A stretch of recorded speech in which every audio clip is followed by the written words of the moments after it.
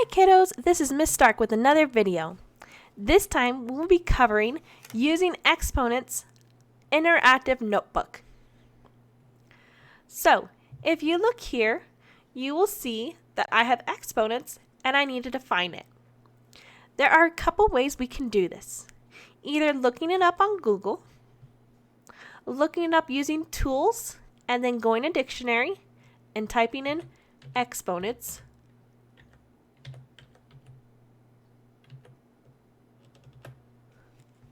And there it goes. It gives me some options. The one we would use here is the second one.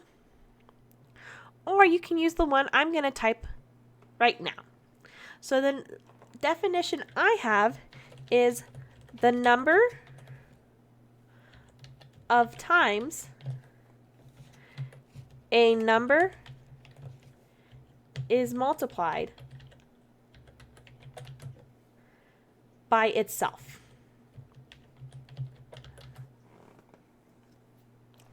Now, exponents look like this. They're the little tiny numbers that are in the upper right-hand corner of a big number.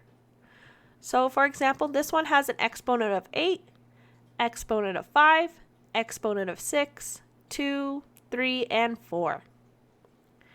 I'm going to show you an example of one here and one here. So we're going to start up here. We're going to start with this first one. So the exponent is the number of times a number is multiplied by itself. Well, right here we have the number 6. So I'm going to type in 6. That's my first step. Next, I'm going to count how many 6s I have. I have 1, 2, 3. I have 3 6s. So there are a couple of ways we can write this. I'm going to make this text a little bigger. There's a couple ways we can write this. If you hold down Shift and press 6, you will get this little arrow pointing upward thing. If you ever use a scientific calculator, you would use this to write the exponents. So this means 6 to the power of 6. Or the way I personally like to do it is 6, and then you go up to Insert, go down to Special Characters, and you look up the word 3. Now, as I'm looking here, I'm looking for 3 floating up in the upper right. Here we go. This one looks like it. If I click on it, I can see that it is. If it wasn't, I would have backspaced and continued looking for it.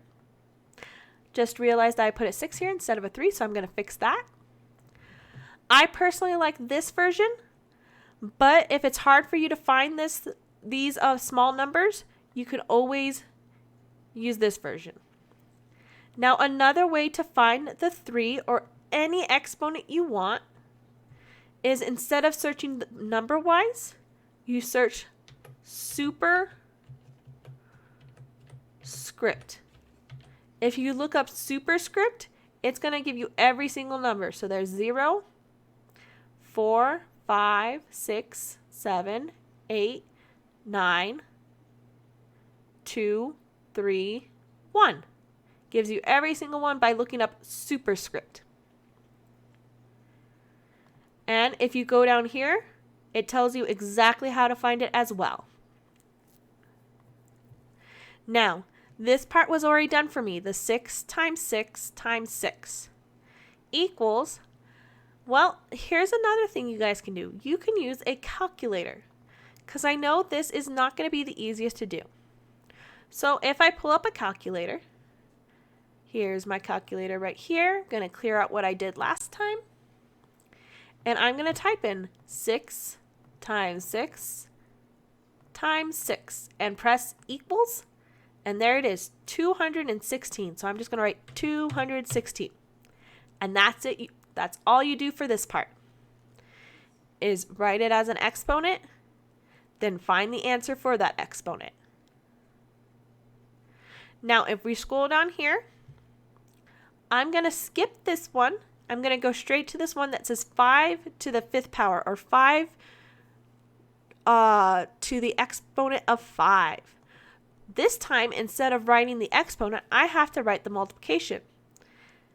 This 5 is what I'm going to use as my base number. This tiny 5 tells me how many times I'm going to put in that 5.